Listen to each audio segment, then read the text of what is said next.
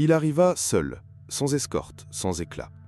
Un jean simple, une chemise élimée mais propre, des chaussures usées. Sa silhouette se tasse discrètement à l'ombre de la foule qui s'agite devant l'entrée dorée de la salle de réception. Des rires, des flashs, des murmures finement orchestrés. Il avance à petits pas, comme s'il redoutait à chaque instant que la porte ne se referme définitivement. Elle l'aperçoit d'abord de biais, la hostesse, jeune, posture impeccable, sourire figé, dont les yeux balaient la foule comme une caméra bien réglée. L'instant est suspendu quand elle presse un simple bouton sur son oreillette avant de pointer son menton vers lui. « Bonsoir monsieur, vous êtes bienvenu pour notre soirée d'entreprise ? Vous avez votre badge ?» La question est polie, mais son ton empeste la routine, une mécanique bien huilée. Il s'arrête un temps, détaille son regard, n'a pas besoin de répondre. L'absence de badge semble suffire. Soudain, Fabiano surgit, costume cintré, veste bleu nuit, un verre à la main. Il l'interpelle haut et fort. « Patientez un instant, je crois reconnaître cet homme. Avant, non, il portait des plateaux dans la salle, il n'était pas chargé du nettoyage. » Sa voix résonne, un mélange d'arrogance et de fausse nostalgie. Il pose une main bavarde sur son épaule, la poignée ferme. Un message. « Vous êtes transparent. » Elle, la hostesse, esquisse une moue amusée. Elle penche son menton, jette un regard au vide, puis siffle un signal muet. Deux videurs encadrent déjà l'homme silencieux. Fabiano hausse les épaules et ricane. « Laissez-le passer, allez. C'est peut-être un parent d'ancien salarié, non ? Ça apporte une touche d'authenticité à notre soirée. » La décision est prise. Il entre. Non pas par respect, mais par pure dérision déguisée en permission. Les gardes ouvrent les portes, il avance. Fabiano le précède, fier, comme s'il menait un trophée. Il jette un clin d'œil complice à ses amis. Dans le hall, des bulles de champagne volaient au-dessus des têtes. Il marche lentement, observant chaque détail. Un lustre de cristal, un coin photo où on le prendrait pour un technicien si quelqu'un pensait à lui. On ne pense pas à lui, et il le sait. 3 mètres plus loin, Anna Claudia, coordinatrice RH, tailleur immaculé, échange des éclats de rire avec 2 collègues. Elle remarque sa présence furtive dans son champ de vision. Elle commente à voix basse, mais assez fort pour atteindre l'un d'eux. Il y a de plus en plus de profils alternatifs sur nos listes, je parie qu'il n'a même pas un poste officiel. Un stagiaire peut-être ? Rire étouffé. Lui continue d'avancer, spectateur invisible d'une comédie sociale. Son visage ne trahit rien, mais ses paupières enregistrent tout. Au buffet, Fabiano s'approche d'un plateau de canapé. Il s'adresse à l'assemblée en mimant une révérence. « Le grand retour de l'ancien plateauman. Vous vous souvenez ? Regardez-le, buvant de l'eau gazeuse. Charité ou soif, qui sait ?» Un sourire poli éclaire son visage. Un éclair de dédain. Le buffet frémit autour de lui. Lui, il s'appuie contre un pilier, garde son verre à la main, et son calme comme blindage. Dans un coin, le vieux Silvio le reconnaît. Le regard du serveur vacille entre surprise et une émotion plus loyale. Il s'approche, hésite, puis cesse d'avancer. Lui, il fait un léger signe positif du menton. Tout est sous contrôle. Le temps s'écoule entre discours fades et applaudissements de circonstance. Il perd 1 heure ou 2 dans cette mascarade consensuelle. Le luxe contraste avec les attitudes vides autour de lui. Tout n'est qu'illusion. Les applaudissements cessent à peine qu'une autre voix s'élève. Sur scène, un jeune directeur des opérations s'exprime. Costume 3 pièces, micro-oreillette bien calée. Il parle d'innovation, de transformation digitale, de valeurs renouvelées. L'écoute depuis un angle discret, en bout de salle. Les mots lui glissent sur la peau. Il connaît ce genre de discours par cœur. Il les a inspirés bien avant que ces hommes sachent lire un bilan. À sa gauche, une table de jeunes recrues rit fort. L'une d'elles, Léa, s'étonne à voix haute. Il y a un type chelou près de la colonne. Il fixe tout le monde. Il fait genre il est là incognito. Un autre ajoute, moqueur. Il doit être avec le traiteur. T'as vu ses chaussures, on dirait qu'elles ont fait la guerre. Il entend tout. Et il retient chaque mot. Non pas par susceptibilité, mais par stratégie. Il ne s'éloigne pas. Il attend. Un serveur tente de lui offrir une coupe de champagne. Il refuse poliment. L'autre le regarde avec surprise, presque vexé. Il s'incline brièvement, puis repart. Les bulles sont pour ceux qui brillent ce soir. Anna Claudia repasse près de lui, Elle ne le regarde pas. Elle regarde à travers lui. Elle parle avec un collègue, Marc, chef de projet. On n'arrive même plus à trier les profils. J'ai vu passer un nom ce matin, totalement inconnu, mais il était validé. Peut-être un vieux contact du président? Tant que ça reste discret, l'important c'est l'image. Elle hoche la tête. Puis, d'un ton plus bas, glisse. Le type près de la colonne, tu crois qu'il bosse encore ici? Il dégage une énergie bizarre. Marc hausse les épaules. Peu importe, ce soir tout le monde sourit et personne ne pose de questions. Et c'est vrai, tout le monde sourit. Mais lui, il observe. Chaque geste, chaque hypocrisie enveloppée de champagne. Puis, un signal discret de Silvio. Il hoche la tête. Il commence à avancer. Non pas vers la sortie, mais vers le cœur du mensonge. Il traverse lentement la salle, contournant les groupes comme un courant invisible. Il ne cherche pas à être vu, mais il s'assure que tout le monde l'ait croisé sans le reconnaître. C'est là tout le plan.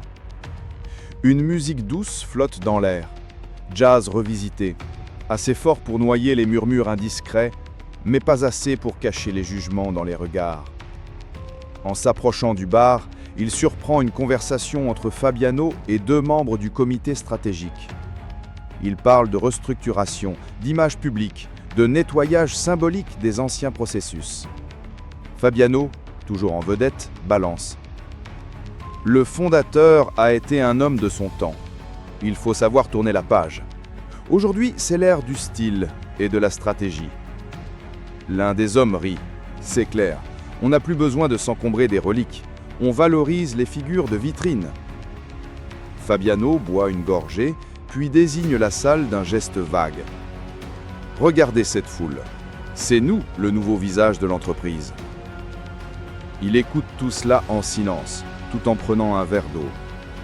Rien ne l'étonne.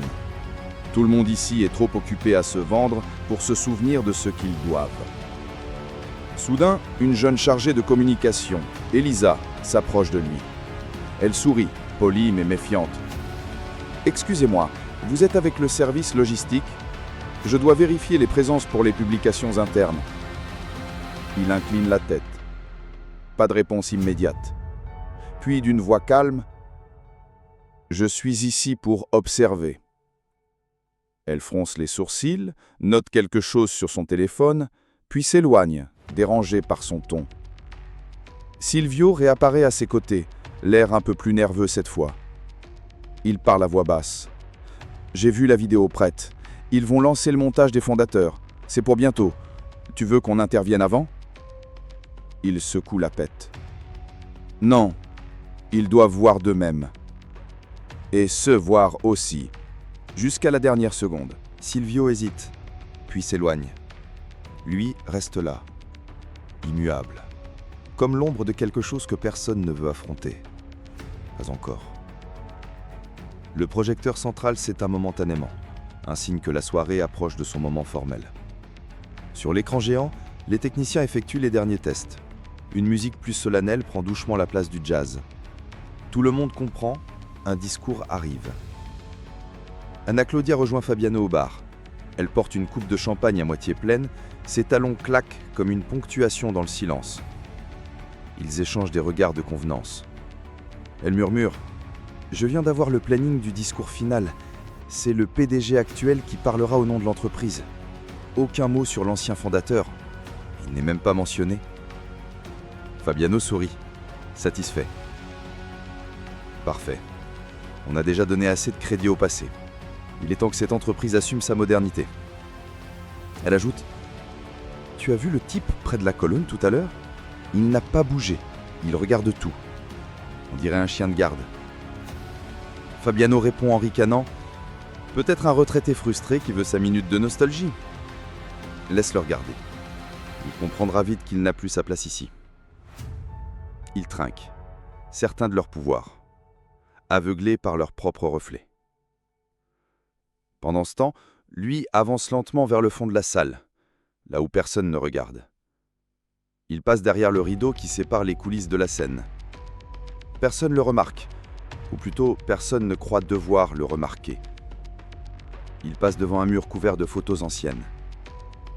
Il s'arrête, les regarde une à une. Des visages, des moments, des débuts. Il en touche une du doigt. Une inauguration 20 ans plus tôt. Il y est au centre, souriant, fatigué, vivant. Une technicienne de l'équipe audiovisuelle s'approche. Monsieur, cette zone est réservée au personnel. Vous êtes... Il se retourne lentement, plante ses yeux dans les siens. Continuez vos préparatifs. Tout est parfait. Il ne hausse pas la voix, mais elle recule, sans discuter. Il sait que le rideau tombera bientôt. Et quand il tombera, ce ne sera pas le spectacle qu'ils avaient prévu. Le rideau tremble légèrement sous les préparatifs. Les lumières de la scène sont testées une dernière fois. Une voix retentit dans les haut-parleurs, préenregistrée, annonçant « Veuillez vous rapprocher de la scène. Dans quelques instants débutera la séquence « Hommage à notre histoire ». Lentement, les invités s'approchent. Certains s'installent dans les fauteuils disposés devant l'écran. D'autres préfèrent rester debout, flûte à la main, feignant l'intérêt. Lui, dissimulé à l'arrière de la scène, observe depuis les coulisses. Il ne bouge pas. Il respire à peine. Chaque seconde le rapproche de ce moment qu'il attend depuis le début de la soirée. Silvio revient, l'air tendu, tenant un badge qu'il lui tend discrètement. Si jamais tu veux monter sans barrière. Je n'ai plus besoin de badge, ils ont besoin de vérité. Silvio hoche la tête, recule dans l'ombre, respectueux. Il sort de l'ombre, traverse calmement l'arrière-scène. Chaque pas semble marquer une vérité que plus personne ne peut fuir. Quand il monte les 3 marches menant au podium, personne ne tente de l'arrêter. Pas cette fois. Il s'arrête au centre de la scène, juste sous les projecteurs. Aucun mot n'a encore été prononcé. Pourtant, sa simple présence suffit à glacer l'ambiance. Fabiano se redresse lentement dans son fauteuil, mal à l'aise. Anna Claudia détourne le regard, mais trop tard. Leurs visages trahissent une vérité qu'ils ne peuvent plus dissimuler. Jairo saisit le micro. Sa main ne tremble pas. Il regarde la salle, une à une, lentement, comme s'il connaissait chacun de ses visages. Sa voix est calme, d'une précision chirurgicale. Bonsoir. Il paraît qu'on rend hommage, ce soir, à l'histoire, aux origines, alors permettez-moi d'apporter quelques détails. Un léger frémissement traverse l'assistance. Un rire nerveux, vite étouffé, surgit d'une table du fond. Il poursuit. Je suis entré ici ce soir sans badge, pas parce que j'en avais pas, mais parce que je voulais voir. Voir ce que vous voyez quand quelqu'un ne brille pas.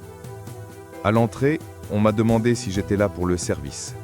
On m'a laissé entrer par charité, en riant, en m'humiliant à demi-mot. Ce regard se fixe sur Fabiano, qui baisse les yeux. Vous avez dit que j'étais peut-être un souvenir amusant du passé, que ma présence donnerait une touche de folklore à votre événement. Il sourit. Pas un sourire de joie, un sourire de morsure lente. J'étais le passé, oui, mais sans ce passé, vous n'auriez jamais eu de présent. Le silence s'alourdit. Certains respirent plus fort, d'autres ne bougent plus. Il se tourne vers Anna Claudia. Madame Claudia, vous avez suggéré que des profils comme le mien ne devraient pas figurer sur vos listes. Vous avez ri de l'idée qu'un ancien ouvrier puisse un jour revenir.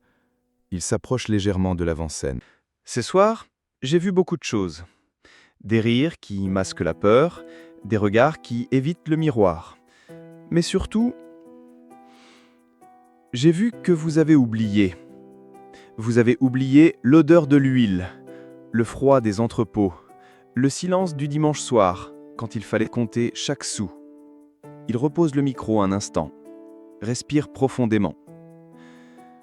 Le public est suspendu à ces mots. Il m'a encore rien dit de cruel, mais chacun sent déjà la lame se lever. Il relève lentement le micro.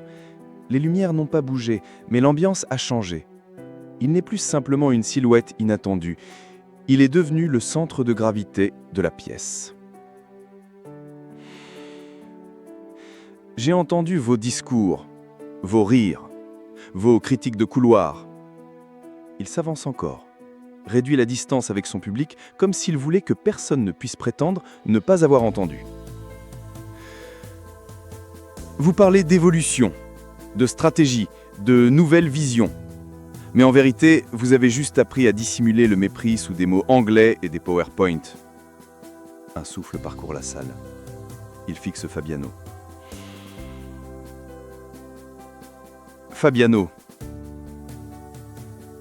Tu m'as reconnu, dis-tu? Non.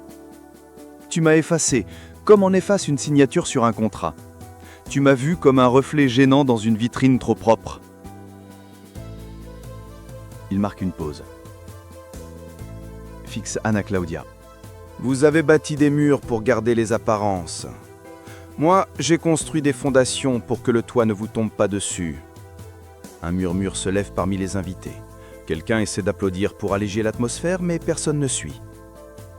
On m'a dit, ce soir, que je n'avais plus ma place ici, que les temps ont changé. Il sourit, lenteur glacée. Mais les temps, c'est moi qui les ai ouverts. Avec mes mains, mon argent, mon silence. Il regarde l'écran encore figé derrière lui. Son image plus jeune y brille. J'ai été effacé de vos listes, mais vous resterez à jamais gravé sur la mienne. Et cette fois, il ne sourit plus. Ce que vous ne savez pas encore, c'est que je n'étais pas simplement un fondateur. Je suis encore le principal actionnaire. Un vertige traverse la salle. Fabiano se fige. Anna Claudia s'appuie sur la table. Plusieurs invités échangent des regards paniqués. Et à partir de demain, je ne vous regarderai plus de loin. Je vous regarderai depuis vos bureaux, un par un, en silence, comme vous m'avez regardé ce soir. Il repose le micro sur le pupitre. Pas un bruit. Pas une main levée. Seulement le bruit discret de quelques réputations qui s'effondrent. Il descend lentement les marches de la scène. Les regards le suivent, non plus par curiosité, mais par peur. Une peur viscérale, celle qui ne se montre pas dans les mots, mais dans les gorges serrées, les mains tremblantes. Fabiano reste figé, la bouche entr'ouverte. Il tente de rassembler ses pensées, cherche une réponse, une justification peut-être, mais rien ne vient. Ses mots se sont noyés dans le poids de sa propre arrogance. Anna Claudia, elle, pilote, feint de parler à quelqu'un, tente d'exister ailleurs, mais son teint a pâli. Son verre est resté sur la table intact. Elle ne boit plus. Elle n'a plus soif, juste honte. Jairo marche lentement entre les tables. Les gens s'écartent, comme si sa simple proximité révélait leurs hypocrisies. Il ne parle plus, il laisse le silence travailler pour lui. Il croise Léa, la jeune chargée de communication qu'il avait interrogée plus tôt. Elle baisse les yeux, murmure un faible « Je suis désolé ». Il ne répond pas. Il s'arrête simplement devant elle et dit calmement « Les excuses ne se disent pas dans les couloirs, elles se prouvent dans les décisions ». Puis il reprend sa marche. Une invitée tente un sourire maladroit, lève son verre vers lui comme pour l'inclure dans un toast improvisé. Il ne répond pas. Elle repose son verre, confuse. Arrivé près du bar, il aperçoit Silvio. Le vieux serveur a les yeux embués. Il s'incline, respectueux. Jairo lui tend la main et d'une voix plus basse, empreinte de chaleur, dit « Tu es le seul ici qui se souvienne encore du sol. » Silvio hoche la tête, incapable de parler. Puis Jairo se tourne une dernière fois vers la salle. « Ce soir, vous avez tous été testés. Certains m'ont ignoré, d'autres m'ont ridiculisé. Très peu ont simplement regardé. » Il fait une pause. « La mémoire ne se délègue pas, l'humilité non plus. » Il se dirige alors vers la sortie, lentement, tandis que le personnel commence à ranger. Personne ne le suit. Personne n'ose l'arrêter. Mais derrière lui, ce n'est pas un vide qu'il laisse. C'est une trace. C'est une ombre. Une présence que plus personne ne pourra effacer. Le lendemain matin, les couloirs du siège sont plus silencieux qu'à l'accoutumée. Les talons claquent moins fort. Les bavardages sont feutrés. Une tension sourde plane dans l'air. Invisible, mais pesante. Dans son bureau vitré, Anna Claudia regarde son écran sans le voir. Ses doigts tapotent nerveusement sur le bord du clavier. Elle a reçu un mail à 7h02 précise, marqué prioritaire, avec pour objet « Évaluation immédiate de la direction RH ». Son souffle se bloque dans sa gorge. Elle n'ose pas cliquer. Elle sait. Fabiano, de son côté, arrive plus tard que d'habitude. Sa veste n'est plus aussi impeccable.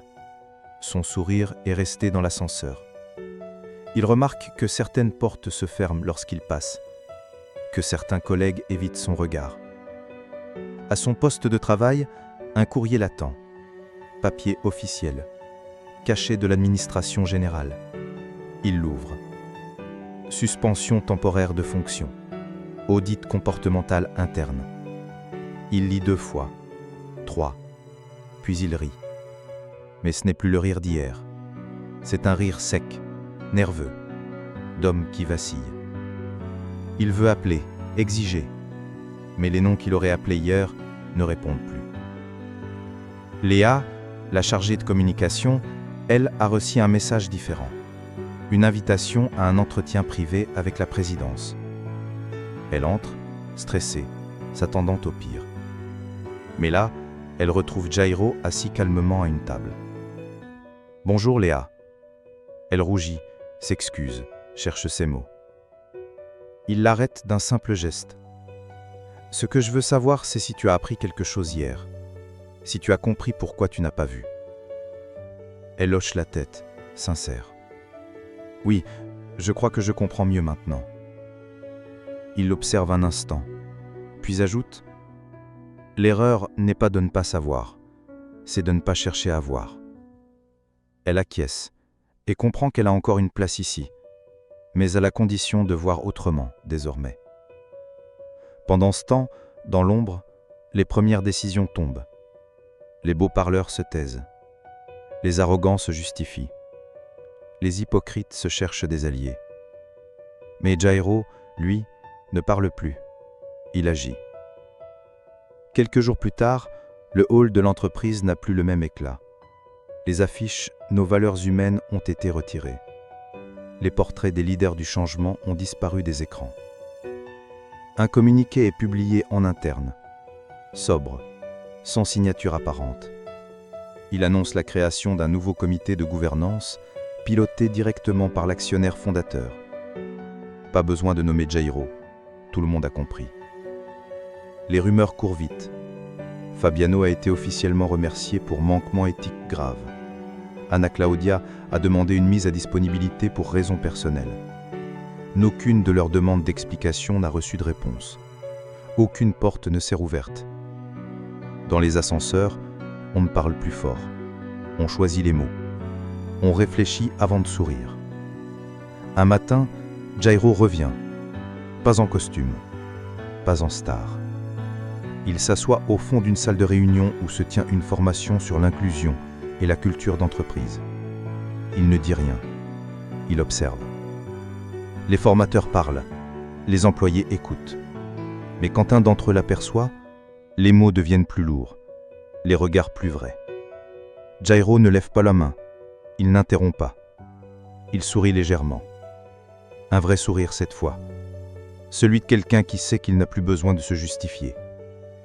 Il sort de la salle comme il est entré ce soir-là, seul, silencieux, mais inoubliable.